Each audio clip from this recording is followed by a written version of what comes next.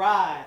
How's everybody doing out there? I'm Jerry Langlois coming to you from Houmas House Estate and Gardens. So good to be back with y'all again today, doing some cooking.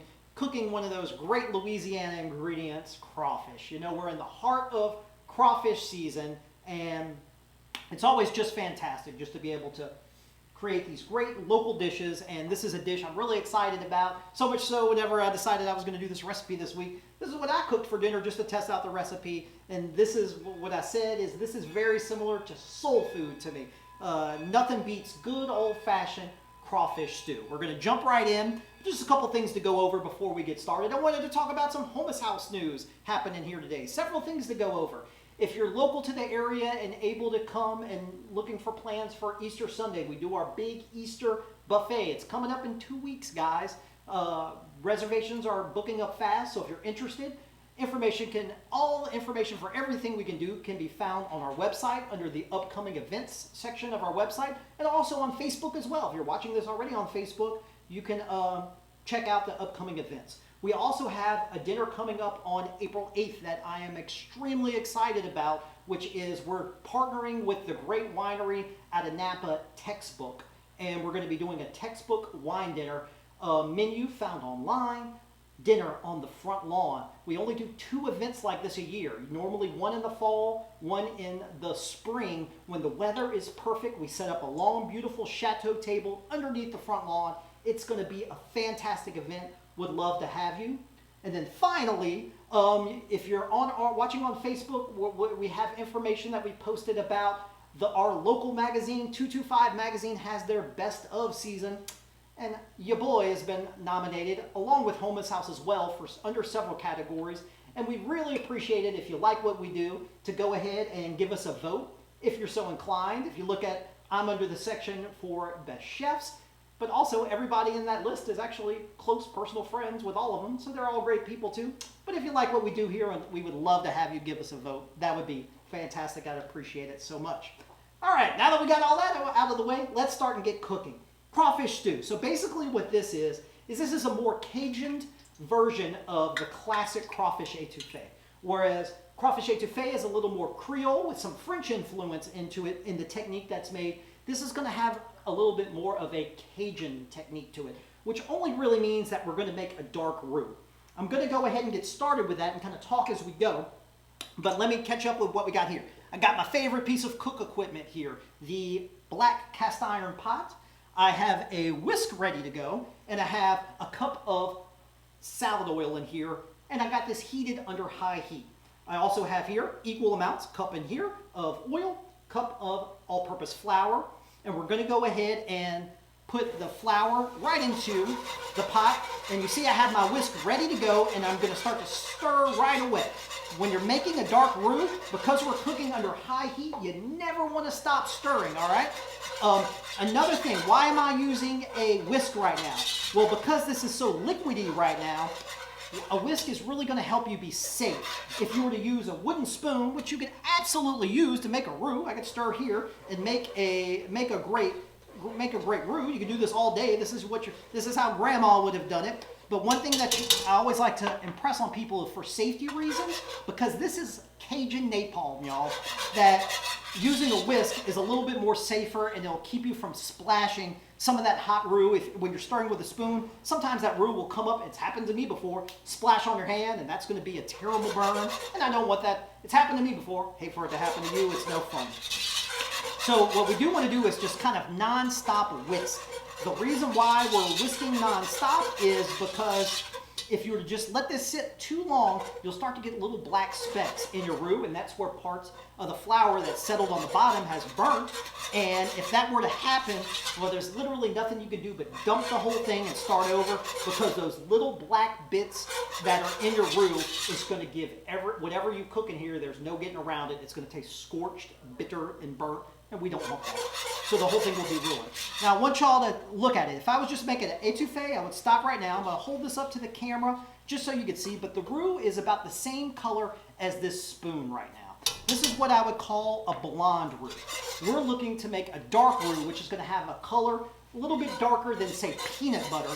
And to get that, we just got to keep whisking and keep cooking till it gets to that point. So as that comes together, whenever we're just making a small batch of roux, it actually happens pretty fast. Again, I have the temperature cranked up to high, and I'm using this black iron pot, which is a fantastic tool to use when making a roux because the thick metal helps distribute all the heat throughout everything you're cooking evenly. If you're trying to make a roux in, say, a pot that has a thin bottom, ooh, that's going to be real tricky. And because the metal is so thin, it's going to be so much easier to scorch it. So having a nice thick bottom pot and a thick bottom black iron pot, in my opinion, is the best. Now you can already see, as I'm starting to whisk here, it's already started to get a little bit darker color. Excuse me. But already starting to get a little darker. Where it was the color of the spoon, it's a little bit darker. We're almost there. We're probably about another minute away from this being that nice chocolatey kind of dark color. Another thing that people don't realize is whenever we're eventually going to add some onion, celery, and bell pepper to this roux, and by adding the onions to a hot roux, it's going to caramelize those onions in the roux. And onions actually have a lot of sugar content in the onion itself, which is going to caramelize and turn brown as well. So you actually get a little bit of darkened color from cooking down these vegetables in it. So you'll notice even after you put your vegetables into your roux, it's going to continue to get a little bit darker, and that's why you're picking up color from the caramelization of those vegetables as well. Now already, look, you want to constantly be whisking because when it starts to change, it changes pretty fast. Just over me rambling for about 30 seconds, you could see, look, we've already gotten so much darker. Now we're pretty much there. We're almost at that kind of peanut butter color. I'm just going to wait a second longer, and we're going to be there. You'll start to smell it. You'll have that nice kind of popcorn, nutty smell all throughout your kitchen. I love how this smells, and we're going to be pretty much there. All right, once we've gotten, now I'm ready. Let me show you for comparison's sake. We started off, it was the same color as the spoon. Now look at it. It's nice and dark. I'm going to take the whisk away. I'm done with the whisk for now. I'm going to get my onion, celery, bell pepper, and now I'm going to switch to my spoon because that'll be easier to stir. And I'm going to go ahead and get in my onions, celery, and bell pepper, that beautiful Louisiana Trinity. Always be careful anytime you add the flour. Anytime you add your vegetables to it, you're going to get a big poof of steam whenever you do that. And steam actually can burn much more easier than even boiling water. Steam can really burn yourself if you're not careful. So sometimes a lot of steam comes out. Just be careful whenever you throw that in. We don't want that to happen to you. So again, look how quick this cooks because we're cooking under high heat. And look how even adding those vegetables, we continue to get that nice, rich, dark color. I added my onion, celery, bell pepper. Look at that color now. Nice and kind of that chocolatey color. I'm now going to go in with my garlic. I always add my garlic after my onion, celery, bell pepper because minced garlic can burn really quickly. And we don't want that to happen by adding our onion, celery, bell pepper. They have water, so it kind of chills everything out a bit. I'm going to get that in there. And then one thing we're going to do, and oh man, don't kill me in the comments like y'all did on our etouffee one. Some people will add a little bit of tomato product in both etouffee and stew, but probably a classic Gonzales Louisiana Cajun might not put tomato, but I'm just going to put a little bit of tomato sauce in here, and that's going to add this nice body and richness to your stew. And look what I'm adding in, y'all. I'm adding it in with the roux while the roux is darkening, so that tomato will mix with the roux and kind of absorb that roux and kind of take on and kind of caramelize with everything that we got going here. All right. So we got that nice hot roux in our pot. And now, you know me, I never like to take, I never measure. Although definitely follow our recipe if you're not used to cooking. But what we're going to do is I have some crawfish stock here.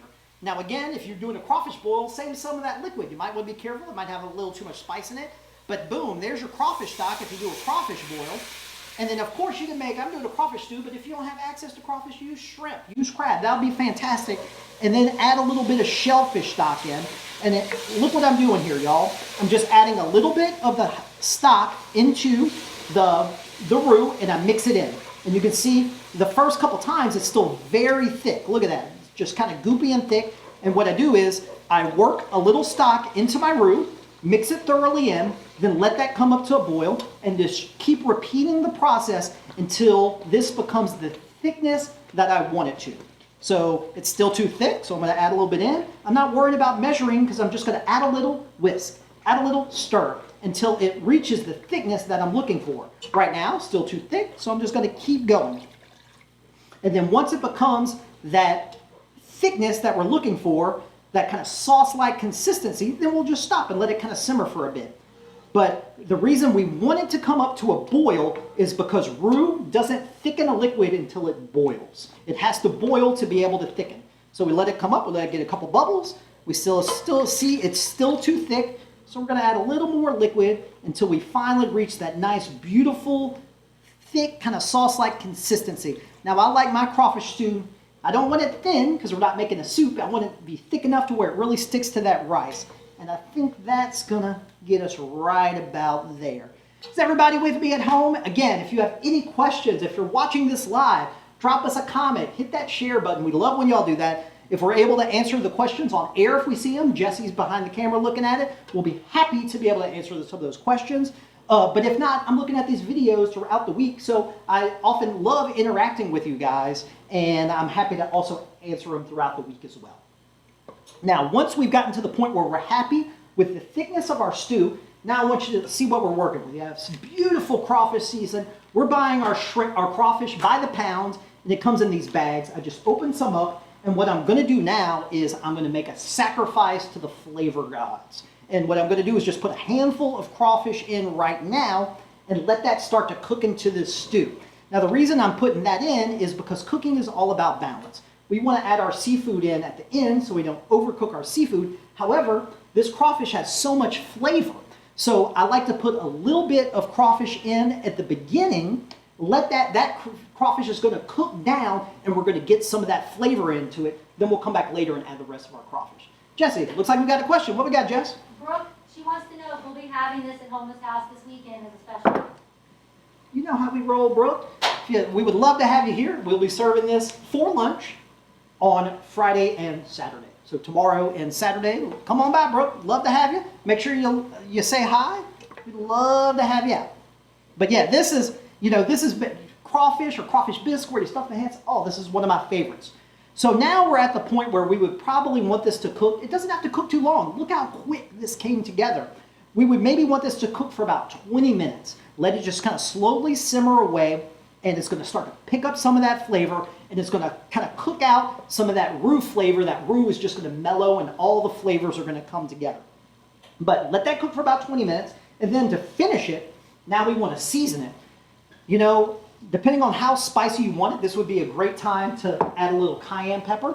But as I always like to say, I am a whip when it comes to spice. So I'm not going to add cayenne pepper. However, I'm going to add some salt and black pepper. Work a little in, taste it. Work a little in, taste it. But I am going to come back with some good old hot sauce. Louisiana hot sauce. I got some Tabasco here. But any hot sauce that you like will be fantastic here.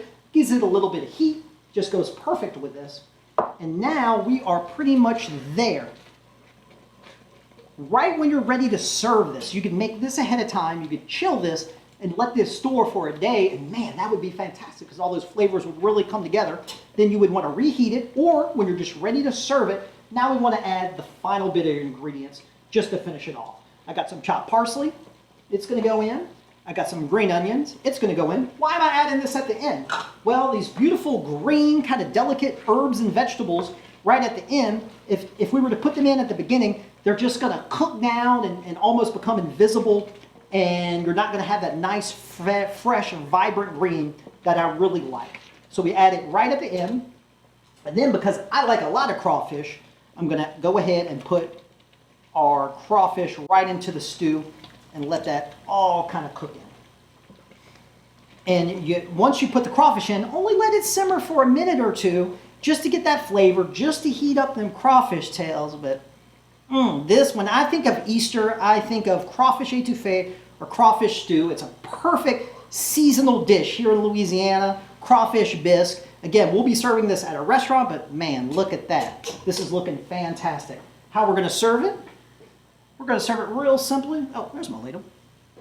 We've got this bowl here. Make sure we get plenty. This is what I'm going to eat. Jesse don't get none today. Because you know Jesse famous for eating it all anyway. But this one I say back up. Because this is one of my favorites. Nice generous amount of that crawfish stew in the bowl. Of course, we're going to serve it with some rice right on top. And there you go, guys. That is our crawfish stew. Great Louisiana down-home Cajun classic. Perfect this time of year. Looks, as we finish up, looks like we got another question. What you got, Jess? Annie wants to know if the crawfish should be room temperature. Oh, hey, Annie. That doesn't necessarily matter, Annie. You want to, when you add the crawfish, you could pull the crawfish right before you go to serve, pull that crawfish right out of the refrigerator, cut it open out of the bag, put it in. It's only in that hot liquid, if it's bubbling away like this just was, it's only going to take a minute or two. You're just looking to warm that crawfish up because the crawfish itself is already cooked. These are already boiled and peeled crawfish.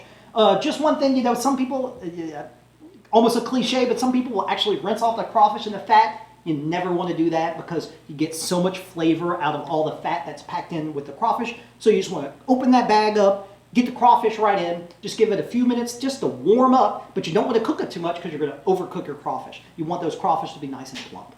Again, thank y'all so much for tuning in. This is one of my favorite down-home soul food Louisiana classics. Give it a try at home. If you got any questions, leave comments. If not, we'll see you next week. Thanks so much, guys.